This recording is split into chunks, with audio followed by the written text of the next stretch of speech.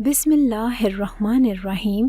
السلام علیکم۔ پنجابی زبان میں کہاوت بڑی مشہور ہے کہ اگر شادی کے بعد لڑکا لڑکی کا وزن بڑھ جائے تو سمجھو دونوں شادی سے خوش ہیں۔ یہ بھی کہتے ہیں کہ جس کو شادی راس آ جاتی ہے اس کا وزن بڑھ جاتا ہے۔ میری تو بیوی بھی بہت زیادہ خوبصورت تھی، ایسی خوبصورت تھی کہ کیا ہی بتاؤں۔ اسے دیکھ کے تو دنیا کی ساری عورتیں بدصورت لگنے لگی، لیکن میرے معاملے میں تو مجھے یہ شادی بالکل بھی راس نہیں آئی تھی، کیونکہ جب سے میری شادی ہوئی میں دن بدن کمزور ہوتا جا رہا تھا۔ ابھی میری عمر ہی کیا تھی، جوان جہان تھا اور ڈاکٹر کے پاس چلا گیا، اپنا مسئلہ لائن میں بتا دیا اور انہوں نے میرے کچھ ٹیسٹ وغیرہ کیے، لیکن ان کو ان کے سوال کا جواب نہ ملا تو پھر میرے کچھ پیچیدہ ٹیسٹ کیے۔ مجھے ابھی سے ڈر لگ رہا تھا کہ یہ اتنے بڑے بڑے ٹیسٹ کیوں کر رہے ہیں، اور پھر جب ساری رپورٹس اکٹھی کر کے ڈاکٹرز کے ہاتھ میں پکڑا دی گئی تو ان دونوں نے مجھے کمرے میں بلا لیا اور کہا کہ ہمیں بڑا افسوس ہے آپ تو ابھی بالکل جوان جہان ہیں، کہ آپ کے ساتھ ایسا کیا ہو گیا؟ کہتے ہیں کہ جو لوگ آپ سے پیار کرتے ہیں ان کی آنکھوں میں تو آپ کے لیے فکر نظر آتی ہے، لیکن جب کسی غیر کی آنکھوں میں بھی آپ کے لیے فکر ہوتا رہے تو پھر سمجھیں کہ آپ کسی بہت بڑی مصیبت میں ہیں، جیسے کہ یہ ڈاکٹر جو میرے لیے بہت زیادہ فکر مند تھے۔ میں نے کہا کہ میرے ساتھ ہوا کیا ہے، تو انہوں نے مجھے ایسی خبر بتائی کہ میں حیران رہ گیا، اور یہ سن کر تو اور بھی زیادہ حیران رہ گیا کہ یہ سب کچھ شادی کی وجہ سے ہوا تھا۔ اب مجھے سمجھ نہیں آ رہی تھی کہ میں کیا کروں۔ جب میں شہر میں تعلیم مکمل کر کے واپس گاؤں آیا تو میرا دل خوشی اور فخر سے بھرا ہوا تھا۔ میں نے بڑی محنت سے ایک اعلیٰ سرکاری نوکری حاصل کی جو کسی بھی نوجوان کے لیے ایک خواب سے کم نہ تھی، لیکن جب گاؤں پہنچا تو میرے ماں باپ کے رویے نے مجھے حیران کر دیا۔ انہیں میری کامیابی اور نوکری کی کوئی خاص خوشی نہ ہوئی۔ شاید اس کی وجہ یہ تھی کہ ہم ذمہ دار لوگ تھے اور ہمارے گھر میں پیسے کی کوئی کمی نہ تھی۔ گھر کا گھی، آٹا، مرغیاں، سبزیاں، سب کچھ اپنا تھا۔ زمینیں اتنی تھی کہ نسلوں تک ہم آرام سے گزارا کر سکتے تھے۔ میرے ماں باپ کے دل میں بس ایک ہی خواہش باقی تھی اور وہ تھی میری شادی۔ مجھے لگا کہ یہ ان کے لیے سب سے بڑا مسئلہ تھا، حالانکہ میں خود کو ابھی اس قابل نہیں سمجھتا تھا۔ میں نے بڑی نرمی سے انہیں سمجھانے کی کوشش کی، امی ابو میری ابھی عمر ہی کیا ہے، میں نے تو ابھی نوکری شروع کی ہے اور زندگی میں اتنے بڑے فیصلے کے لیے تھوڑا وقت دینا ضروری ہے۔ لیکن ان کا جواب سادہ اور واضح تھا، بیٹا تیری ضد پر ہم نے تجھے شہر بھیجا، جبکہ ہم نے کبھی تعلیم کو ضروری نہیں سمجھا اور ہم نے زمینوں کی دیکھ بھال کو زندگی کا اصل مقصد مانا ہے۔ تو نے نوکری حاصل کر لی، یہ تیری محنت ہے، مگر شادی ہمارا فیصلہ ہے۔ اس وقت مجھے ان کی باتوں سے اندازہ ہوا کہ یہ معاملہ بہت پرانا تھا۔ انہوں نے صفورہ کا رشتہ میرے لیے تبھی طے کر دیا تھا جب ہم دونوں پیدا بھی نہیں ہوئے تھے۔ وہ بتانے لگے کہ صفورہ اور میں ایک ہی دن میں پیدا ہوئے اور اسی دن گاؤں کے بزرگوں نے یہ رشتہ طے کر دیا تھا۔ میں نے ان کے جذبات اور وعدوں کو سمجھنے کی کوشش کی، مگر میرے دل میں کہیں نہ کہیں یہ احساس تھا کہ میرے ساتھ انصاف نہیں ہو رہا۔ پھر انہوں نے صفورہ کی تصویر دکھائی۔ وہ واقعی خوبصورت تھی، آنکھوں میں ایک معصومیت اور چہرے پر وہ سکون جو گاؤں کی زندگی کا عکس تھا۔ میں نے خود سے سوال کیا کہ کیا یہ میری زندگی کا صحیح فیصلہ ہوگا؟ میری زندگی میں اس وقت کسی اور لڑکی کی محبت نہیں تھی، اور شاید یہی وجہ تھی کہ میں نے اپنے ماں باپ کی بات ماننے کا فیصلہ کر لیا۔ میں نے حامی بھر لی، مگر ایک شرط رکھی، شادی کے بعد میری نوکری شہر میں ہے اور میں وہیں رہوں گا، آپ کی بہو گاؤں میں آپ کے ساتھ رہے گی، کیونکہ میرا شہر میں رہنا ضروری ہے۔ ان کا جواب کے ان مطابق تھا، بیٹا صفورہ تو گاؤں کی مٹی کی پلی بڑی لڑکی ہے، وہ شہر جا کر کیسے رہے گی؟ اس کا دل نہیں لگے گا، اور وہ ویسے بھی ہم اس سے جدا نہیں ہو سکتے، وہ ہمارے ساتھ ہی رہے گی، تو بس جاؤ اور اپنا کام کر۔ میں نے اپنی نظریں جھکائی اور خاموشی سے ان کی بات مان لی۔ یہ فیصلہ میرے لیے آسان نہ تھا، لیکن میں نے دل کو تسلی دی کہ وقت کے ساتھ سب ٹھیک ہو جائے گا۔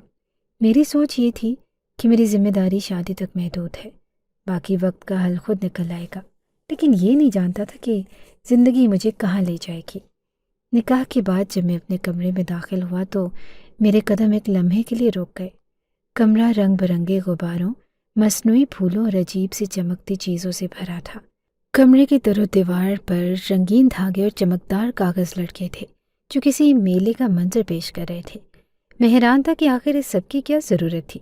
یہ نہ تو خوبصورت تھا اور نہ ہی خوش ذوق۔ میں نے خود سے کہا کہ شہر میں تو کوئی بھی کو اس طرح سے نہیں سجاتا، یہ سب اتنا بھدا کیوں لگ رہا ہے؟ میری نظریں کمرے کا جائزہ لے رہی تھی کہ اچانک میری نظر اس منظر کے درمیان بیٹھے وجود پر پڑی۔ یہ صفورہ تھی، میری نئی نویلی دلہن، جو انہی رنگ رلیوں میں سمٹ کر بیٹھی تھی۔ ایک لمحے کے لیے مجھے سمجھ نہیں آیا کہ میں کیا کہوں۔ صفورہ کے کپڑے بھی کمرے کی سجاوٹ کی طرح عجیب اور بے ہنگم تھے۔ وہ اتنے شوق اور چمکتے کپڑے تھے کہ آنکھوں کو چبھ رہے تھے۔ میں حیران تھا کہ آخر اس کی تیاری کس نے کی۔ میں نے صفورہ کے چہرے کی طرف دیکھا تو دل ہی مر گیا۔ اس کے ہونٹوں پر اتنی تیز لالی کہ یوں لگ رہا تھا جیسے کسی نے سیاہی کا ڈبہ اس پر انڈیل دیا ہو۔ گالوں پر سرخی اس قدر زیادہ تھی کہ وہ نیچرل کم اور مصنوعی زیادہ لگ رہی تھی۔ بال تو یوں بندھے تھے جیسے کسی گڑیا کے ساتھ کھلواڑ کیا گیا ہو۔ میں نے خود سے کہا کہ کمرے کو جیسے بھی سجاتے، کم از کم دلہن کو تو اچھے سے تیار کرتے، یہ سب کچھ اتنا بے ڈھنگا کیوں ہے؟ میں نے بے ساختہ پوچھا، یہ کس سے میک اپ کروایا تم نے اسے روکا کیوں نہیں؟ کہاں ہے وہ جس نے تمہیں بتایا نہیں کہ تم پر یہ بہت عجیب لگ رہا ہے؟ صفورہ نے بے بسی سے جواب دیا کہ مجھے تو پتہ ہی نہیں کہ میک اپ کیسے کرتے ہیں، یہاں سب کو اسی طرح تیار کرتے ہیں۔ میں نے مایوسی سے سر ہلاتے کہا کہ ہاں، لیکن تمہیں خود یہ سب کچھ کرنا عجیب نہیں لگا؟ دیکھو ذرا، تمہیں خود پر رحم آنا چاہیے، تم جوکر لگ رہی ہو۔ صفورہ حیرت سے پوچھنے لگی کہ جوکر کیا ہوتا ہے؟ یہ سن کر میری جھنجھلاہٹ اور بڑھ گئی۔ میں نے کہا کچھ نہیں، بس جا کر منہ دھو لو اور یہ سب کپڑے بدلو، اور یہ ساری برائے نام سیج جو انہوں نے سجائی ہے اسے اتارو، مجھے نیند نہیں آئے گی ان سب کے درمیان۔ صفورہ نے میری بات سنی تو اس کی آنکھوں میں حیرانی صاف جھلک رہی تھی۔ شاید اس نے کبھی سوچا بھی نہیں تھا کہ اس کا شوہر شادی کی پہلی رات ہی اسے یوں ہدایت دے گا اور اسے گھر کے کام کرنے کا کہے گا، مگر وہ خاموش رہی اور بولی کہ ٹھیک ہے۔ وہ اٹھی اور باتھ روم جا کر منہ دھویا۔ اس نے وہ شوق کپڑے بدلے اور سادہ لباس پہن لیا۔ پھر آہستہ آہستہ کمرے سے وہ سارے غبارے، دھاگے اور مصنوعی پھول اتارنے لگے۔ میں ایک طرف بیٹھا اسے یہ سب کرتے دیکھ رہا تھا۔ صفورہ کے چہرے پر تھکاوٹ اور غم دونوں آیا تھے، لیکن اس نے ایک لفظ بھی شکایت کا نہ کیا۔ اگلی صبح جب میری آنکھ کھلی تو گھر میں شور و غل کا سما تھا۔ میری ماں غصے میں بول رہی تھی، اتنی مہنگی لگوائی تھی یہ سجاوٹ، اتنے پیسے خرچ کیے اور وہ لڑکا پہلے دن ہی سب کچھ اتروا کر پھینک دیتا ہے، کیا یہ بدشگونی نہیں؟ میں نے ان کی بات سنی تو خود کو روک نہ سکا۔ میں نے صاف کوئی سے کہا کہ امی یہ بدشگونی نہیں ہوتی، یہ فضول خرچی تھی، اور یہ سب دیکھ کر تو ایسا لگا جیسے کسی میلے میں آ گیا ہوں۔ آپ لوگ ان سب چیزوں سے کب نکلیں گے؟ گاؤں کے لوگوں کو بھی اب ان چیزوں کی سمجھ آنے لگی ہے، اور آپ لوگ ابھی بھی وہی پرانے خیالات کے ساتھ جاہلوں کی طرح پڑے ہیں۔ میری بات سن کر ماں کے چہرے پر وہ بولی کہ ہاں، ہمیں جاہل ہی سمجھ، آخر تو نے 10-15 سال شہر میں گزار لیے ہیں، تو ہم تیری نظر میں جاہل ہو گئے۔ میں نے کوئی جواب نہ دیا، خاموشی سے اپنی جگہ بیٹھ گیا، لیکن میرے دل میں ایک سوال بار بار اٹھ رہا تھا، یہ سب کب بدلے گا؟ کیا یہ سب بدل بھی سکتا ہے؟ شادی کے بعد میں نے اپنے والدین سے وعدہ کیا کہ کم از کم 1 مہینہ گاؤں میں رہوں گا، اور میرے ماں باپ کی خواہش تھی کہ میں اپنی بیوی کے ساتھ گاؤں کی روایات کو اپناؤں اور نئے رشتے کو وقت دوں۔ لیکن شادی کی پہلی رات ہی کے تجربے نے مجھے ایسا جھنجھوڑا کہ مجھے لگ رہا تھا کہ 1 مہینہ تو دور کی بات، شاید میں 1 دن بھی گاؤں میں نہ گزار سکوں۔ میرے والدین اور گاؤں کے لوگوں کی حرکتیں ہی مجھے سمجھ نہیں آ رہی تھی۔ پہلے تو میری ماں نے پورے گاؤں میں یہ بات پھیلا دی کہ میرا بیٹا اتنا شہری ہو گیا ہے کہ پہلی رات ہی اس نے سیج اتار دی۔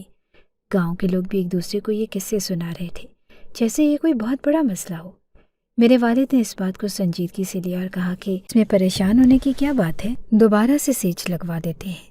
وہی بات تھی کہ میرے گھر والوں کے پاس پیسوں کی کمی نہ تھی اور نہ ہی ان کے خیالات میں کوئی جدت۔ چنانچہ انہوں نے دوبارہ سے سیج لگوا دی، لیکن اس بار انہوں نے مجھے سختی سے تاکید کی، اب یہ سیج اگر تو نے اتاری تو ہم سے برا کوئی نہیں ہوگا۔ شادی کے بعد صفورہ نے اپنی ذمہ داریوں کو نہایت خوش اسلوبی سے نبھایا۔ وہ میرے لیے ہر وقت موجود رہتی۔ اس نے پہلے دن جو کھانا بنایا اس کا ذائقہ ایسا تھا کہ میرے پاس تعریف کے لیے الفاظ نہ تھے۔ گاؤں کی عورتوں کے بارے میں مشہور ہے کہ وہ کھانا بہت اچھا بناتی ہیں، اور صفورہ نے اس بات کو سچ ثابت کر دیا۔ اس کی محبت اور خدمت نے میرے دل میں کچھ نرمی پیدا کی۔ وہ میرے جوتے تک میرے سامنے رکھ دیتی، رات کو میرے پاؤں دباتی، میرے کپڑے استری کرتی اور مجھے کسی چیز کی کمی محسوس نہ ہونے دیتی۔ یہ سب کچھ دیکھ کر مجھے احساس ہوا کہ خدمت کروانے کا مزہ کچھ اور ہی ہوتا ہے۔ انسان کی فطرت ہے کہ جب کوئی اس کے کام کرتا ہے تو اسے خوشی ہوتی ہے۔ میرے والدین بھی صفورہ سے بہت خوش تھے۔ میری ماں اکثر کہتی کہ دیکھو، بہو نے کتنی جلدی سب کے دل جیت لیے ہیں۔ ہم نے تو صحیح لڑکی چنی، لیکن صفورہ کی کچھ عادات اور اس کا پینڈو پن مجھے مسلسل پریشان کیے ہوئے تھا۔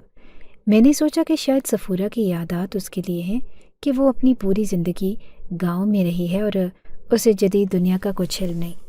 اگر میں اسے شہر لے جاؤں تو شاید وہ وہاں کی ہوا اور ماحول سے کچھ بدل جائے۔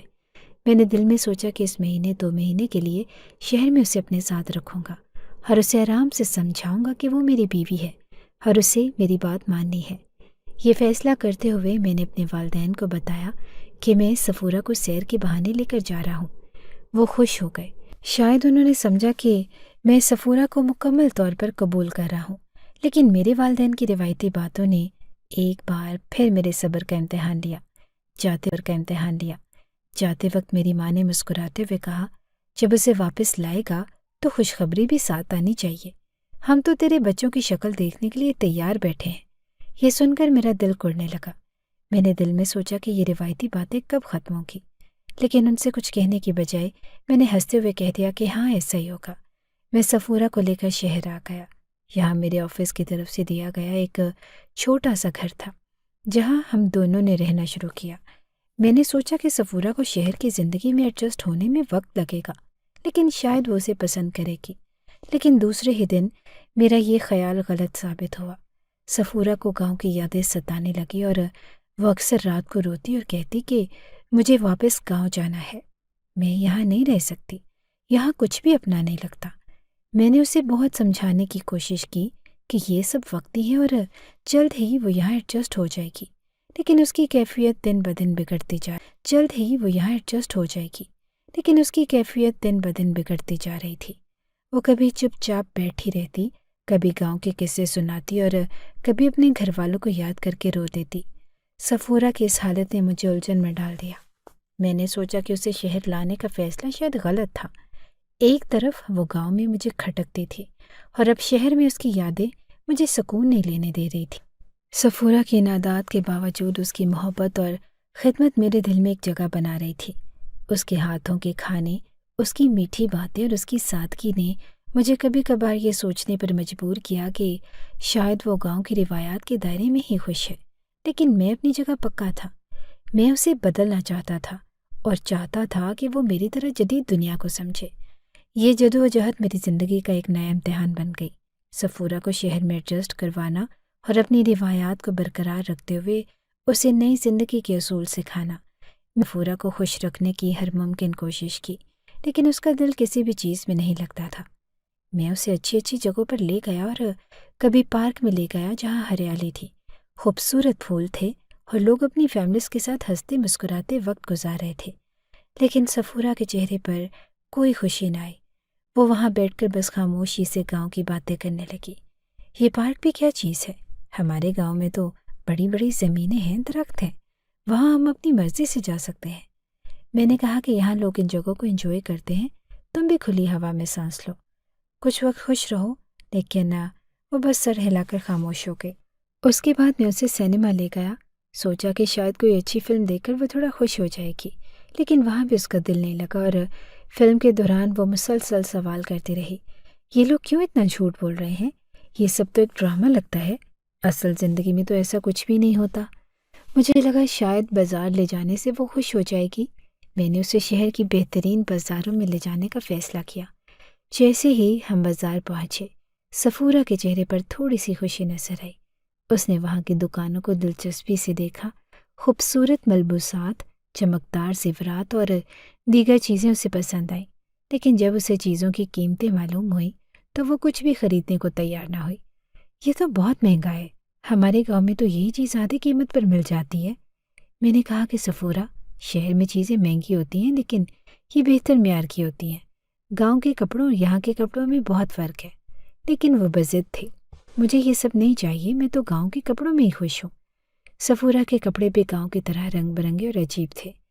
میں نے سوچا کہ شاید اگر وہ شہر کے جدید اور خوبصورت لباس کو پہنے تو اس کے خیالات بدل جائیں گے۔ میں نے بازار سے اس کے لیے کچھ عمدہ کپڑے خریدے، لیکن جب میں نے یہ کپڑے اسے دیے تو اس نے صاف دیا، میں یہ نہیں پہن سکتی، یہ میرے لیے عجیب لگتے ہیں۔ میں نے کہا، صفورہ تمہیں ان کپڑوں میں اچھا لگے گا، ایک بار پہن کر دیکھو۔ لیکن اس نے ضد کی کہ وہ صرف گاؤں کے کپڑے ہی پہن سکتی ہے۔ میں نے اسے سمجھانے کی بہت کوشش کی کہ وہ خود کو بدلے۔ صفورہ، یہ ضروری نہیں کہ تم ہمیشہ گاؤں کی چیزوں کے پیچھے لگی رہو، دنیا بڑی ہے اور یہاں تمہیں بہت کچھ سیکھنے کو ملے گا۔ لیکن صفورہ کے خیالات بالکل نہ بدلے۔ اس نے میری باتوں کو سنا لیکن ان پر عمل کرنے کے لیے تیار نہ ہوئی۔ مجھے یقین ہو گیا کہ میں صفورہ کو گاؤں سے تو نکال سکتا ہوں، لیکن اس کے اندر سے گاؤں کو نکالنا ممکن نہیں۔ آخر کار میں نے فیصلہ کیا کہ صفورہ کو واپس گاؤں لے جاؤں گا۔ میں نے اس سے کہا کہ صفورہ، تم یہاں خوش نہیں ہو، بہتر ہوگا کہ تم گاؤں واپس چلی جاؤ۔ میں شہر میں کام کے سلسلے میں رہوں گا اور تم گاؤں میں۔ مجھے لگا کہ وہ اس بات پر ناراض ہوگی یا کہے گی کہ وہ میرے ساتھ ہی رہنا چاہتی ہے، لیکن اس کا رد عمل بالکل مختلف تھا۔ جی، ایسا ہی ٹھیک ہوگا، آپ مجھے گاؤں چھوڑ آئیں، میں وہاں رہوں گی اور جب آپ گاؤں آئیں گے تو ہم ساتھ وقت گزاریں گے، میں آپ کی خدمت کروں گی۔ اس جواب نے مجھے حیران کر دیا۔ میں نے سوچا کہ آخر اس لڑکی کی تربیت کس طرح سے کی گئی ہے۔ اسے ساری زندگی بس گائے، بکریاں، گاؤں کی مٹی، درخت اور گندم کے کھیت ہی دکھائے گئے ہیں۔ اسے دنیا کا کچھ بھی نہیں پتا۔ میں جانتا تھا کہ صفورہ پڑھی لکھی نہیں، لیکن پھر بھی انسان میں تھوڑی بہت عقل اور سمجھ ہونی چاہیے۔ یہ ضروری نہیں کہ جو انسان پڑھا لکھا ہو وہی تمیز والا ہو۔ پڑھائی تو وہی نکالتی ہے جو انسان کے اندر پہلے سے موجود ہو، لیکن صفورہ کے اندر مجھے کچھ بھی ایسا نظر نہ آیا جسے باہر نکالا جا سکے۔ میں نے صفورہ کو گاؤں واپس لے جانے کا فیصلہ کر لیا۔ حیرت کی بات یہ تھی کہ وہ اس بات پر بالکل بھی حیران یا پریشان نہیں ہوئی۔ میں نے اسے گاؤں چھوڑ دیا اور خود شہر واپس آ گیا۔ جب میں گاؤں تھی، وہ میرے لیے بہترین کھانا بناتی، میرے کپڑے دھوتی اور استری کرتی، اور ہر ممکن کوشش کرتی کہ میں خوش رہوں۔ یہی ایک چیز تھی جو مجھے اس کی شخصیت میں پسند آتی تھی۔ اس کی خدمت میں خلوص اور محبت تھی، اور شاید یہی وجہ تھی کہ میں اس پر ناراض نہیں ہو پاتا تھا۔ میری زندگی کا یہ تجربہ مجھے یہ سمجھا گیا کہ انسان کو اپنی توقعات حقیقت کے مطابق رکھنی چاہیے۔ میں نے سوچا کہ میں صفورہ کو اپنی جیسا بنا سکتا ہوں، لیکن حقیقت یہ ہے کہ ہم دوسروں کو تبدیل نہیں کر سکتے، خاص طور پر جب ان کی تربیت اور ماحول ان کی شخصیت کا حصہ بن چکے ہوں۔ صفورہ گاؤں کی مٹی میں پلی بڑھی تھی اور وہی مٹی اس کی شخصیت کا حصہ تھی۔ شادی کے بعد وقت جیسے گزرتا گیا، گاؤں والوں کے سوالات بھی بڑھنے لگے۔ ان کا موضوع ایک ہی تھا، اور صفورہ کے ہاں بچہ کیوں نہیں ہو رہا؟ گاؤں میں لوگ باتیں بناتے ہیں، اور جب اولاد نہ ہو تو زیادہ تر انگلی عورت پر اٹھتی ہے، لڑکی ہیں، اور جب اولاد نہ ہو تو زیادہ تر انگلی عورت پر اٹھتی ہے، لڑکی میں کوئی کمی ہوگی، یا شاید صفورہ کی قسمت خراب ہے۔ جیسے جملے عام طور پر سننے کو ملتے ہیں، لیکن میرے معاملے میں تو الٹا ہی ہو رہا تھا۔ گاؤں کے لوگ، میرے رشتہ دار اور میرے ماں باپ سب نے یہ کہنا شروع کر دیا کہ مسئلہ صفورہ میں نہیں بلکہ مجھ میں ہے۔ وہ یہ ماننے کو تیار ہی نہ تھے کہ میں خود بچہ پیدا کرنے کے لیے تیار نہیں۔ ان کی باتوں میں یہ کہا جا رہا تھا کہ شاید میں اپنی بیوی کو وقت نہیں دیتا، اس کا خیال نہیں کرتا، یا پھر اسے محبت نہیں کرتا۔ میرے ماں باپ جو ہمیشہ میری حمایت کرتے، اس بار بالکل مختلف رویہ اختیار کیے ہوئے تھے۔ ماں اکثر فون پر باتوں ہی باتوں میں طنز کر دیتی، بیٹا، کیا تمہیں پتہ ہے کہ گاؤں میں تمہاری کتنی باتیں ہو رہی ہیں؟ میں حیرانگی سے پوچھتا کہ کون سی باتیں؟ ماں کہتی کہ یہی کہ تم اپنی بیوی کا خیال نہیں رکھتے۔ دیکھو بیٹا، عورت کا دل جتنا ضروری ہے، اگر وہ خوش ہوگی تو گھر میں برکت آئے گی۔ میرے بابا بھی اپنی خاموشی ہے، لیکن تم اسے وہ محبت اور وقت نہیں دے رہے جو اسے چاہیے۔ کیا تمہارا دل نہیں کرتا کہ ہم اپنے پوتے پوتیوں کو دیکھیں؟ مجھے یہ باتیں سن کر حیرانی ہوتی۔ میں سوچتا کہ آخر یہ سب کچھ کیوں میرے خلاف ہو رہا ہے؟ گاؤں میں جب کسی عورت کے ہاں اولاد نہ ہو تو لوگ ہمیشہ اسے قصوروار ٹھہراتے ہیں، لیکن میرے معاملے میں یہ لوگ میرے اوپر ہی کیوں انگلیاں اٹھا رہے ہیں؟ صفورہ کا رویہ بھی عجیب تھا۔ وہ گاؤں کے لوگوں کی باتوں کو بہت سنجیدگی سے لیتی۔ ایک دن اس نے شرماتے ہوئے مجھ سے کہا، آپ کو پتہ ہے اماں کہہ رہی تھی کہ میں نے آپ کا دل نہیں جیتا، اسی لیے ہم دونوں کے بیچ دوریاں ہیں۔ میں نے ہنس کر کہا کہ صفورہ، یہ سب گاؤں کے لوگوں کی باتیں ہیں، ان کی عادت ہے کہ دوسروں کی زندگی میں مداخلت کریں۔ تم ان باتوں کو دل پر نہ لو۔ لیکن صفورہ کا چہرہ دیکھ کر لگا کہ وہ ان باتوں سے واقعی پریشان ہے۔ اس نے میری اور زیادہ خدمت کرنے کی کوشش شروع کر دی، میرے لیے کھانے کی نئی نئی ڈشز بنانے لگی اور میرے کپڑوں اور جوتنے لگی۔ میری زندگی کی سب سے بڑی حیرانی یہ تھی کہ میرے ماں باپ صفورہ کے ساتھ جس طرح کا رویہ رکھتے وہ عام طور پر گاؤں میں نہیں دیکھا جاتا۔ وہ صفورہ کو اپنی بیٹی کی طرح چاہتے تھے، اسے ہر بات میں حق دیتے، اس کا دفاع کرتے اور اس کی چھوٹی چھوٹی خوشیوں کا بھی خیال کرتے۔ ماں کہتی کہ صفورہ تو ہماری بیٹی ہے، تمہاری بیوی ہونے کے ساتھ تمہیں چاہیے کہ اس کا زیادہ خیال رکھو۔ ایک دن میرے بابا نے تو حد ہی کر دی، کہنے لگے کہ صفورہ تو گھر میں خوش ہے لیکن ہمیں تمہاری طرف سے کوئی تسلی نہیں مل رہی۔ میں نے ہنستے ہوئے کہا کہ بابا آپ لوگ بہو کو بیٹی بنا رہے ہیں اور بیٹے کو بہو بنا کے رکھا ہے۔ بابا غصے سے بولے کہ تم اپنی باتوں پر ہنس سکتے ہو لیکن یاد رکھو یہ سب تمہاری ذمہ داری ہے، ہم تو چاہتے ہیں کہ جلدی ہمارے گھر میں خوشیاں آئیں۔ ان سب باتوں نے مجھے بہت الجھا دیا۔ میں نے شادی کی تھی لیکن میں ابھی تک ذہنی طور پر بچہ پیدا کرنے کے لیے تیار نہیں تھا۔ میں نے اپنے خواب اور منصوبے بنائے تھے اور ایک بچے کی ذمہ داری ان سب کو متاثر کر سکتی تھی، لیکن یہ بات میں کسی کو سمجھا نہیں پا رہا تھا۔ صفورہ بھی یہ نہیں سمجھ رہی تھی کہ میری خاموشی کی وجہ کیا ہے۔ گاؤں کے لوگ، میرے ماں باپ اور صفورہ سب یہی سمجھتے کہ میں اپنی بیوی سے خوش نہیں، یا پھر اسے وہ محبت نہیں دے رہا جو اسے چاہیے۔ ایک دن صفورہ نے مجھ سے سوال کیا کہ جو میرے لیے بہت مشکل تھا، آپ مجھے بتائیں کیا میں آپ کو خوش نہیں رکھ سکتی؟ کیا آپ مجھ سے محبت نہیں کرتے؟ میں نے اسے تسلی دی کہ صفورہ ایسی کوئی بات نہیں، میں تمہیں خوش دیکھنا چاہتا ہوں، لیکن کبھی کبھی زندگی میں کچھ فیصلے ہمیں وقت کے حساب سے لینے پڑتے ہیں۔ صفورہ نے آہستہ سے کہا کہ گاؤں کی عورتوں کی زندگی کا مقصد صرف اولاد پیدا کرنا ہوتا ہے، لیکن میں آپ کی خوشی کے لیے سب کچھ قربان کر سکتی ہوں۔ اس کے یہ الفاظ سن کر مجھے محسوس ہوا کہ صفورہ مجھ سے محبت کرتی ہے، لیکن میں اس کے جذبات کو وہ جواب نہیں دے پا رہا تھا جو اسے چاہیے۔ یہ سب کچھ میرے لیے ایک سبق تھا کہ زندگی کے فیصلے صرف جذباتی بنیادوں پر نہیں کیے جا سکتے۔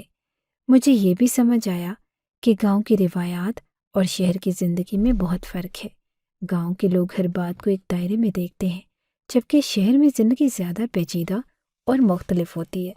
صفورہ کی خدمت، اس کی محبت اور اس کی معصومیت نے مجھے بار بار سوچنے پر مجبور کیا کہ شاید میں ہی کچھ غلط کر رہا ہوں، لیکن حقیقت یہ تھی کہ میں اپنی زندگی کے فیصلے خود کرنا چاہتا تھا۔ بغیر کسی دباؤ کے زندگی ایک عجیب موڑ پر آ چکی تھی۔ گاؤں میں میرے گھر والوں نے نیا راگ چھیڑ رکھا تھا کہ میں اپنی نوکری چھوڑ کر گاؤں واپس آ جاؤں اور صفورہ کے ساتھ رہوں۔ ان کے مطابق یہی ایک صحیح زندگی تھی، جہاں شوہر اور بیوی ساتھ رہیں، چاہے حالات کچھ بھی ہوں۔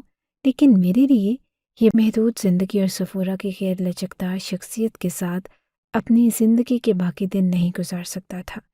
صفورہ نے اپنے آپ کو بدلنے کی ذرا بھی کوشش نہ کی۔ میں نے سمجھا کہ شاید شہر کی زندگی اسے نئے مواقع فراہم کرے گی اور وہ اپنے رویے اور سوچ میں کچھ تبدیلی لائے گی، لیکن ایسا کچھ بھی نہیں ہوا۔ وہ اپنی روایتی زندگی اور گاؤں کی عادتوں میں جکڑی ہوئی تھی۔ یہ چیز مجھے دن بدن اس سے دور کرتی جا رہی تھی۔ میرے ماں باپ نے مجھے بار بار فون کرنا شروع کر دیا۔ ہر بات کا اختتام یہی ہوتا کہ میں اپنی نوکری چھوڑ کر گاؤں آ جاؤں۔ ماں جذباتی ہو کر کہتی کہ بیٹا اپنی بیوی کو سنبھالنا تمہاری ذمہ داری ہے۔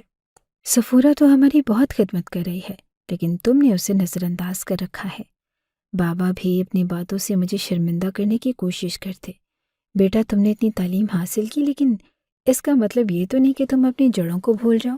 ہم نے صفورہ کو اپنی بہو بنایا ہے، لیکن ان سب باتوں کے باوجود میں نے صاف کہہ دیا کہ میں اپنی نوکری نہیں چھوڑوں گا۔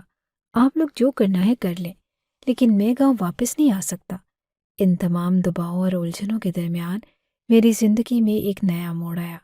میں نے فون پر ایک لڑکی سے بات کرنا شروع کر دی۔ وہ بہت خوش مزاج اور سمجھدار لگتی تھی۔ تھوڑے عرصے بعد مجھے معلوم ہوا کہ وہ ایک ایئر ہوسٹس ہے۔ یہ جان کر میری دلچسپی اور بڑھ گئی۔ اس لڑکی کا نام منایا تھا۔ جب میں نے اس سے اپنی زندگی اور شادی کے مسائل کے بارے میں بات کی تو اس نے نہایت ہمدردی سے میری بات سنی۔ اس کی باتوں میں ایک خاص طرح کی دلکشی تھی جو مجھے اپنی طرف کھینچ رہی تھی۔ ایک دن میں نے عنایا سے کہہ دیا کہ میں اس سے شادی کرنا چاہتا ہوں۔ پہلے تو مجھے لگا کہ وہ اس بات پر ہچکچائے گی، لیکن حیرت کی بات یہ تھی کہ اس نے فوراً ہاں کر دی۔ یہ میرے لیے ایک نیا تجربہ تھا۔ ہم نے کورٹ میرج کر لی، عنایا ایک خواب کی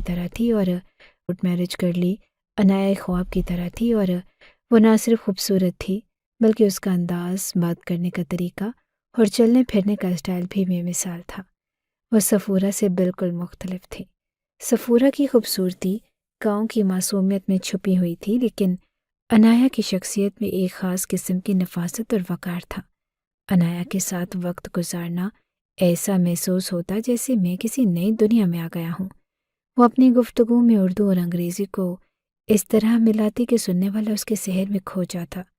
مجھے حیرانی ہوتی کہ اس کے جیسے لوگ واقعی دنیا میں موجود ہیں۔ وہ مجھ سے بہت زیادہ سمجھدار اور عملی تھی، اور یہی بات مجھے اس کی طرف اور کھینچ رہی تھی۔ عنایا کے ساتھ میری زندگی مکمل طور پر بدل گئی۔ ہم ایک چھوٹے سے گھر میں رہتے تھے جو میری نوکری کے ساتھ ملا ہوا تھا، اور اس کا کام بھی مصروفیت سے بھرا ہوا تھا، لیکن جو وقت ہمیں ایک دوسرے کے ساتھ ملتا وہ بہت قیمتی ہوتا۔ مگر میرا دل ہی نہیں کرتا تھا کہ ماں اور بابا کے فون آتے، لیکن میں ہر بار کوئی نہ کوئی بہانہ بنا کر گاؤں نہ جانے کا کہہ دیتا۔ میں نے انہیں صاف کہہ دیا کہ گاؤں آتے ہی وہ مجھے نوکری چھوڑنے پر مجبور کرنے لگتے، اور میں نے اپنی زندگی کے لیے جو محنت کی ہے وہ ضائع نہیں ہونے دوں گا۔ عنایا کے ساتھ وقت گزارنا میرے لیے خوشی کا باعث بن گیا۔ اس کا کام چونکہ بہت مصروف تھا، اس لیے وہ زیادہ تر وقت فلیٹ پر ہوتی، لیکن جب وہ واپس آتی تو ہمارے درمیان ایک خاص قسم کی قربت محسوس ہوتی۔ ہم دونوں اپنی زندگی کے بارے میں بات کرتے، مستقبل کے خواب بانٹتے، ہر زندگی کے چھوٹے چھوٹے لمحوں کو انجوائے کرتے۔ صفورہ کے ساتھ جو خلا میں محسوس کرتا تھا وہ عنایا نے مکمل کر دیا۔ اس کی مسکراہٹ، اس کی باتیں اور اس کی موجودگی مجھے ایک نئی توانائی فراہم کرتی۔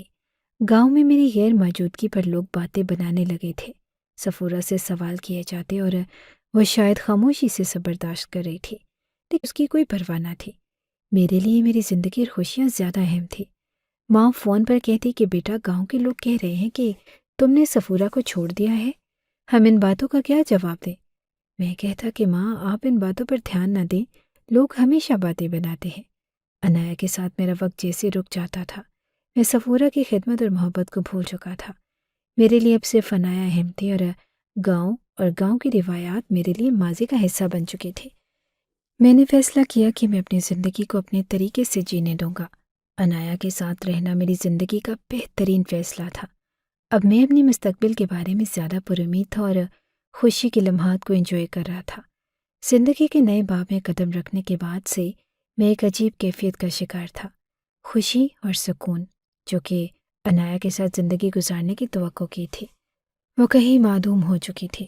جسمانی طور پر میں دن بدن کمزور ہوتا جا رہا تھا، اور ذہنی طور پر میں زندگی کو مکمل طور پر پیچھے چھوڑنے کی کشمکش میں مبتلا تھا۔ پہلے تو میں نے سوچا کہ موسمی اثرات ہیں، سردی آئی تو کھانسی اور زکام نے گھیر لیا، اور وہ بھی ایسا کہ ختم ہونے کا نام ہی نہیں لے رہا تھا۔ یہ میرے لیے عجیب بات تھی، کیونکہ میں گاؤں کی پیداوار تھا، اور گاؤں کی ہوا، خالص خوراک اور وہاں کے دیسی طریقے ہمیشہ سے میری صحت کے ضامن رہے تھے۔ جب میں شہر آیا تب بھی گاؤں سے میرے لیے دیسی گھی، شہد اور دیگر چیزیں آتی تھیں جو میں استعمال کرتا تھا۔ ان چیزوں نے ہمیشہ مجھے مضبوط اور تندرست رکھا، لیکن اب حالات مختلف تھے۔ صفورہ کے ساتھ رہتے ہوئے وہ میرے کھانے پینے کا بہت خیال رکھنے لگی۔ چاہے میں جتنا بھی مصروف ہوں یا پریشان، صفورہ اس بات کو یقینی بناتی کہ میں وقت پر کھانا کھاؤں اور صحت مند رہوں۔ مجھے کبھی بھی کوئی بیماری زیادہ دیر تک نہیں پکڑتی۔ لیکن عنایا کے ساتھ سب کچھ بدل گیا۔ جب میں نے اپنی صحت کے مسائل عنایا سے شیئر کیے تو اس نے زیادہ توجہ نہ دی۔ عنایا کے ساتھ سب کچھ بدل گیا۔ جب میں نے اپنی صحت کے مسائل عنایا سے شیئر کیے تو اس نے زیادہ توجہ نہ دی۔ وہ سیدھی بات کرنے والی عورت تھی، اور شاید اس کا یہی انداز مجھے ابتدا میں پسند آیا، لیکن اب اس کی بے نیازی مجھے پریشان کر رہی تھی۔ بیمار ہو تو جا کے ڈاکٹر کو چیک کروا لو، عنایا نے لاپرواہی سے کہا۔ میں ڈاکٹر تھوڑی ہوں، مجھے کیا پتا کہ تمہارے ساتھ کیا ہو رہا ہے؟ یہ جواب سن کر میرے دل میں ایک عجیب سی بے چینی پیدا ہوئی۔ صفورہ ہوتی تو وہ ہر ممکن کوشش کرتی کہ میں جلد از جلد ٹھیک ہو جاؤں۔ وہ میرے سر پر کھڑی رہتی، دوائیاں دیتی اور میرے آرام کا پورا خیال رکھتی، لیکن انایا کے لیے یہ سب چیزیں شاید اہم نہ تھیں۔ ایک دن میں نے اپنا وزن چیک کیا تو میں حیران رہ گیا۔ پہلے میرا وزن 75 کلو تھا، لیکن اب یہ گھٹ کر 65 کلو رہ گیا تھا۔ 10 کلو وزن کا کم ہو جانا میرے لیے ایک جھٹکے سے کم نہ تھا۔ میں آئینے میں اپنے آپ کو دیکھتا تو ایک بدلا ہوا شخص، جسمانی طور پر میں کمزور لگ رہا تھا۔ میرے دوستوں نے بھی میری صحت میں تبدیلی نوٹ کی۔ یار تمہیں کیا ہو گیا ہے؟ ایک دوست نے پوچھا کہ تمہاری حالت دن بدن خراب ہو رہی ہے، یہ کوئی عام بات نہیں، ہو سکتا کہ کوئی اندرونی بیماری ہو جو تمہیں اندر ہی اندر کھا رہی ہو۔ یہ بات میرے دل میں گھر کر گئی۔ میں نے سوچا کہ واقعی شاید میرے جسم میں کوئی مسئلہ ہے جس کا علاج ضروری ہے۔ دوستوں نے مشورہ دیا کہ جلد از جلد ڈاکٹر کے پاس جاؤں اور اپنا مکمل چیک اپ کرواؤں۔ ان دنوں جب بھی میں اپنی صحت کے بارے میں سوچتا، صفورہ کی یاد آتی اور وہ دن یاد آتے جب وہ میرا بے حد خیال رکھتی تھی۔ وہ میرے کھانے پینے، آرام اور حتیٰ کہ میرے موڈ کا بھی خیال کرتی۔ اگر کبھی میں بیمار پڑتا تو وہ اپنے ہاتھوں سے جڑی بوٹیاں تیار کرتی اور دیسی علاج کرتی، جس سے میری طبیعت فوراً سنبھل جاتی۔ لیکن انایا کا رویہ مختلف تھا۔ وہ اپنی زندگی میں بہت مصروف تھی اور اس کا کام، اس کے دوست اور اس کا طرز زندگی سب کی۔ انایا ایک جدید عورت ہے اور میں نے خود ہی اس زندگی کا انتخاب کیا ہے۔ آخر کار میں نے ڈاکٹر کے پاس جانے کا فیصلہ کیا۔ میرے اندر ایک خوف پیدا ہو چکا تھا کہ کہیں میری بیماری کوئی سنگین مسئلہ نہ بن جائے۔ میں نے انایا کو اپنے اس ارادے کے بارے میں بتایا تو اس نے پھر وہی بات کہی، بہتر ہے کہ تم ڈاکٹر کے پاس جاؤ، جو بھی مسئلہ ہے وہ ڈاکٹر ہی بتا سکتا ہے۔ مجھے اس کی بات میں منطق نظر آئی، لیکن دل میں ایک عجیب سا خلا بھی محسوس ہوا۔ مجھے کسی ایسے شخص کی ضرورت تھی جو میری فکر کرے، جو میرے ساتھ بیٹھ کر میری بیماری کے بارے میں بات کرے اور میری حالت کو سنجیدگی سے لے۔ لیکن انایا کے پاس شاید اس سب کے لیے وقت نہیں تھا۔ ڈاکٹر کے پاس جانے کے فیصلے کے ساتھ میں نے اپنی زندگی کے بارے میں بھی سوچنا شروع کر دیا۔ میں نے جو راستہ چنا تھا وہ شاید میرے لیے صحیح نہیں تھا۔ صفورہ کی قربانی اور اس کی محبت کو میں نے کبھی اہمیت نہ دی، اور اب مجھے اس کی کمی شدت سے محسوس ہو رہی تھی۔ ڈاکٹر کے پاس جا کر اس کی محبت کو میں نے کبھی اہمیت نہ دی، اور اب مجھے اس کی کمی شدت سے محسوس ہو رہی تھی۔ ڈاکٹر کے پاس جانے کے بعد ہی معلوم ہوگا کہ میری بیماری کیا ہے، لیکن اس کے ساتھ ہی مجھے اپنی زندگی کے بارے میں کچھ اہم فیصلے بھی کرنے تھے۔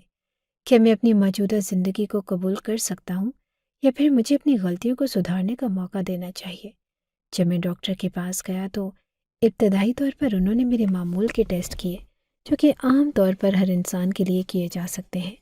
خون کا ٹیسٹ، پیشاب کا ٹیسٹ اور چند دیگر بنیادی ٹیسٹ جو اکثر بیماریوں کے آثار ظاہر کرنے کے لیے کیے جاتے ہیں۔ لیکن جب ان ٹیسٹوں کے نتائج نے کچھ خاص نہیں بتایا تو ڈاکٹر نے کچھ پیچیدہ ٹیسٹ کرنے کا فیصلہ کیا۔ میرے جسم میں کچھ عجیب سی تبدیلیاں آ چکی تھیں، اور میں خود بھی ان علامات کو محسوس کر رہا تھا۔ لیکن یہ جاننا کہ ان علامات کا سبب کیا ہے میرے لیے ایک سوال بن چکا تھا۔ کچھ دنوں کے بعد مجھے ڈاکٹر کے دفتر میں دوبارہ بلایا گیا۔ ان کے چہرے کی سنجیدگی اور خاموشی میں کچھ تھا جو مجھے پہلے ہی کچھ ہونے کا احساس دلا رہا تھا۔ ڈاکٹر نے میرے سامنے رپورٹ رکھی اور کہا کہ آپ کو ایڈز ہو چکا ہے۔ میں شش و پنج میں مبتلا ہو گیا۔ یہ خبر میرے لیے ایک دھچکے سے کم نہ تھی۔ میں نے فوراً سوال کیا کہ یہ کیسے ہو گیا؟ میں تو کسی سے نہیں ملا، کسی کے ساتھ غلط تعلقات نہیں رکھے۔ ڈاکٹر نے جواب دیا کہ ایڈز کا مطلب یہ نہیں کہ آپ نے کسی سے تعلق رکھا ہو۔ آپ کی امیونٹی بالکل ختم ہو چکی ہے، کیونکہ ایڈز کی بیماری میں انسان کا دفاعی نظام اتنا کمزور ہو جاتا ہے کہ وہ معمولی سے معمولی بیماری سے بھی نہیں لڑ سکتا۔ نزلہ، زکام، وائرل انفیکشن اور دیگر بیماریوں سے بھی بچا نہیں سکتا۔ یہی وجہ ہے کہ آپ کو ٹی بی، ٹائیفائیڈ یا شرکان جیسی بیماریوں کا سامنا ہوتا ہے۔ جب اتنی بیماریاں ایک ساتھ ہو جائیں تو انسان کا جسم مزید برداشت نہیں کرتا اور وہ زیادہ دیر تک زندہ نہیں رہ پاتا۔ یہ سب سن کر میں ششدر رہ گیا۔ میں نے کبھی سوچا بھی نہیں تھا کہ میری زندگی ایسے موڑ پر آ کر رکے گی۔ یہ ایک ایسا حملہ تھا جس کا مجھے کسی طرح کا کوئی اشارہ نہ ملا، اور اب یہ سوال میرے ذہن میں گونج رہا تھا کہ اس سب کی وجہ کیا ہو سکتی ہے۔ جب میں گھر واپس آیا تو دل میں ایک عجیب سی بے چینی تھی۔ میں نے فوراً انایا کو فون کیا، لیکن اس نے فون نہ اٹھایا۔ میں نے کئی بار کوشش کی کہ وہ جواب دے، شاید وہ مجھے تسلی دے، لیکن اس کی طرف سے کوئی جواب نہ آیا۔ میری حالت اب مزید خراب ہو رہی تھی۔ ہاں، مجھے یہ یقین تھا کہ انایا جب گھر آئے گی تو وہ میری حالت پر فکر مند ہوگی۔ लेकिन उसका फ़ोन ना उठाना मेरे लिए हैरानी का बायस था। ये सब कुछ मेरी ज़िंदगी के लिए एक ब्रेकिंग पॉइंट बन चुका था। मैंने दिल में सोचा कि शायद वो थोड़ी देर के लिए बाहर गई होगी या किसी काम में मसरूफ़ होगी, लेकिन जब उसने अगले दिन भी जवाब ना दिया तो मेरे अंदर एक खौफ पैदा होने लगा। मुझे ऐसा लगने लगा कि कुछ तो गड़बड़ है और अनाया मुझसे कुछ छुपा रही है। एक दिन जब मैं मुसलसल उसकी तलाश में था, अनाया की एक दोस्त का फ़ोन आया और वो कह रही थी कि अनाया चंद दिनों से घर से गायब है। अनाया की वजह से ही तुम्हें एड्स हुआ है, उसने फ़ोन पर कहा, और वो अब तुम्हारे साथ नहीं रहना चाहती। उसकी ज़िंदगी में अब कोई और आ चुका है। और मैं शॉक में आ गया, जैसे किसी ने मुझे ज़ोरदार तमाचा मारा हो। मैंने उसकी बात को इनकार किया कि ये क्या कह रही हो, तुम्हारे पास क्या सबूत है? वो कहने लगी कि वो तुम्हारी बीवी है तो क्या हुआ, इससे पहले भी उसने बहुत से निकाह किए हैं, तुम्हारे साथ रहने का कोई इरादा नहीं था, तो अब तुम्हारी बीमारी को देखकर वो तुम्हें छोड़ने का फैसला कर चुकी है। मैं तुम्हें इत्तला दे रही हूँ ताकि तुम उसका इंतज़ार ना करो, उसका सारा सामान हम ले आएंगे। इतना कहकर उसने फ़ोन बंद कर दिया और मुझे छोड़ दिया, एक ऐसी हालत में जिसका मैं तसव्वुर भी नहीं कर सकता था। मैं शल होकर बैठ गया। अनाया, जिसे मैं अपनी ज़िंदगी का हिस्सा समझता था, वो मुझे यूं छोड़कर जा रही थी। वो ना सिर्फ मेरी बीमारी का सबब बनी, बल्कि उसने मुझे एक लम्हे की फ़िक्र भी ना की, और अब वो किसी और के साथ अपनी ज़िंदगी गुजारना चाहती थी। मेरे अंदर एक गम और गुस्से का तूफान था। ये वो वक्त था जब मैंने अपनी ज़िंदगी के फ़ैसलों पर गौर करना शुरू किया। अनाया का ये रवैया मेरे लिए एक बड़ा धचका था, लेकिन साथ ही ये भी साफ हो गया कि मुझे अपनी ज़िंदगी को दोबारा तरतीब देने की ज़रूरत है। इस तमाम सूरत हाल ने मेरी ज़िंदगी को ऐसा मोड़ दिया कि जिसका मैं तसव्वुर भी नहीं कर सकता था। अब मुझे सिर्फ एक सवाल का जवाब चाहिए था। क्यों? क्यों अनाया ने मेरी हालत पर तवज्जो नहीं दी, और क्यों वो मुझे इस सूरत हाल में अकेला छोड़ गई? ये सब कुछ अनाया की वजह से हुआ था, क्योंकि उसी का मुख्तलिफ लोगों के साथ ताल्लुक़ था, और उसी की वजह से मैं बीमार हो गया। खुद वो पता नहीं कैसे अपने आप को ठीक रखती थी, लेकिन अक्सर वो भी बीमार ही रहती। मुझे क्या पता कि पूरा दिन तो मेरी तबीयत दिन ब दिन ख़राब होती जा रही थी, और मैंने फ़ैसला किया कि गांव चला जाऊं। शायद वहाँ का माहौल कुछ बेहतर कर सके और मुझे सुकून मिले। गांव जाकर मैंने बस इतना ही बताया कि मेरी तबीयत ठीक नहीं रहती। सफ़ूरा हमेशा मेरा ख्याल रखती और उसकी बड़ी मेहनत और मोहब्बत थी, लेकिन मैं इन सब बातों से गाफिल था। मैंने गांव आकर अपने वालिदैन को कुछ ना बताया कि मेरी ज़िंदगी में क्या हो रहा है, और ये राज अपने दिल में दबा लिया। मैं ये नहीं चाहता था कि वो मेरी परेशानियों में शरीक हो, और ना ही उनको ये बताना चाहता था कि मैं किस कदर मायूस हूँ। सफ़ूरा ने हमेशा मेरी खिदमत की थी, लेकिन अब मैं उसे थोड़ा सा बुरा समझता था। वो मेरी ज़िंदगी का हिस्सा थी, लेकिन मैंने उसकी कदर न की। मैं ये भी जानता था कि अगर वो मेरे साथ होती तो शायद मेरी ज़िंदगी थोड़ी और बढ़ जाती, मगर एक ना एक दिन तो ख़त्म हो जाना था। मेरे जिस्म की हालत ऐसी हो चुकी थी कि मुझे अपनी मौत का एहसास हो रहा था। ये सब बातें जहन में आते हुए मैं सोचने लगा कि मैंने कितनी नाशुक्री की। मुझे सफ़ूरा जैसी बीवी का ख्याल रखना चाहिए था, उसे कभी भी बुरा नहीं कहना चाहिए था, उसकी मोहब्बत, उसकी कुर्बानियों की कदर करनी चाहिए थी। लेकिन मैंने अपने आप को और उसे कभी मौका ही ना दिया, ना समझने की कोशिश की कि वो मेरे लिए क्या कर रही है। अब मुझे ये सब याद आ रहा था जब मैं गांव में बैठा था और मेरी हालत दिन ब दिन बिगड़ रही थी। मुझे इस बात का अंदाज़ा हो रहा था कि मेरे पास वक्त कम है और मैंने वो सब नहीं किया जो मुझे करना चाहिए था। सफ़ूरा का ख्याल रखने की बजाय मैंने अपनी ज़िंदगी में एक और औरत की जगह दी, और अब ये सब कुछ मेरी ज़िंदगी में एक सवाल बन गया। क्या मैं वो सब खो चुका हूँ जिसकी मुझे ज़रूरत थी? मेरे दिल में एक खालीपन था, और मुझे ये समझ में आ रहा था कि मैंने अपनी ज़िंदगी की सबसे बड़ी गलती की। उस वक्त मेरे लिए सबसे बड़ी ज़रूरत ये थी कि मैं सफ़ूरा के साथ सच में मुखलिस होता, उसका ख्याल रखता और उसकी कुर्बानियों की कदर करता। अब शायद कुछ भी ठीक ना हो, लेकिन मुझे ये एहसास था कि मैंने उसके साथ इंसाफ नहीं किया, और ये मायूसी मेरी तकदीर बन चुकी थी। अब जब मैं गांव में बैठा था और दिनों की गिनती कर रहा था, तो दिल में यही सवाल था कि क्या मैं ज़िंदगी को बेहतर बना सकता हूँ, या फिर अब ये सब कुछ बहुत देर हो चुका है। इंसान की नाशुक्री एक ऐसी बुरी आदत है जो उसे हमेशा अपने नुकसान की तरफ ले जाती है। अल्लाह ताला ने हर इंसान को बेशुमार नेमतें अता की, लेकिन इंसान उन नेमतों की कदर नहीं करता और ان کی ناشکری کرتا ہے۔ جب انسان اللہ کی عطا کرتا نعمتوں کو اہمیت نہیں دیتا تو اللہ تعالیٰ اس سے وہ نعمتیں واپس لے لیتا ہے یا ان میں کمی کر دیتا ہے۔ یہ ایک حقیقت ہے کہ جو نعمت انسان کے پاس ہوتی ہے وہ اس کے لیے آزمائش بن جاتی ہے، اور اگر وہ اس نعمت کی قدر نہ کرے تو اللہ کی رضا کی بجائے اس کی ناشکری کا نتیجہ اس کے لیے نقصان دہ ہوتا ہے۔ اللہ کی نعمتوں پر شکر گزار ہونا ضروری ہے۔ جب ہم اللہ کی نعمتوں کا شکر ادا کرتے ہیں تو وہ ہماری زندگی میں مزید برکتیں ڈال دیتا ہے، لیکن جب ہم ان نعمتوں کو دھتکارتے ہیں یا ان کی قدر نہیں کرتے تو اللہ کی طرف سے ان نعمتوں میں کمی آنا شروع ہو جاتی ہے اور انسان اس کا پچھتاوا کرتا ہے۔ اللہ کا فرمان ہے کہ اگر تم شکر گزار رہو گے تو میں تمہیں اور زیادہ دوں گا، اور اگر تم ناشکری کرو گے تو میرا عذاب بہت سخت ہے۔ یہ ایک اہم سبق ہے کہ انسان کو اپنی زندگی میں جو کچھ بھی ہے اس پر شکر گزار ہونا چاہیے۔ اللہ کی نعمتوں کو اپنی زندگی میں قدردانی کے ساتھ قبول کر لینا چاہیے، اور ورنہ انسان اگر آپ کو ہماری یہ کہانی اچھی لگی ہے تو ہماری کہانی کو لائک کیجیے، اور اس طرح کی مزید کہانیاں سننے کے لیے ہمارے چینل کو سبسکرائب کیجیے۔ کہانی سننے کا شکریہ۔ آپ سے ملاقات ہوگی اگلی ویڈیو میں، تب تک کے لیے اللہ حافظ۔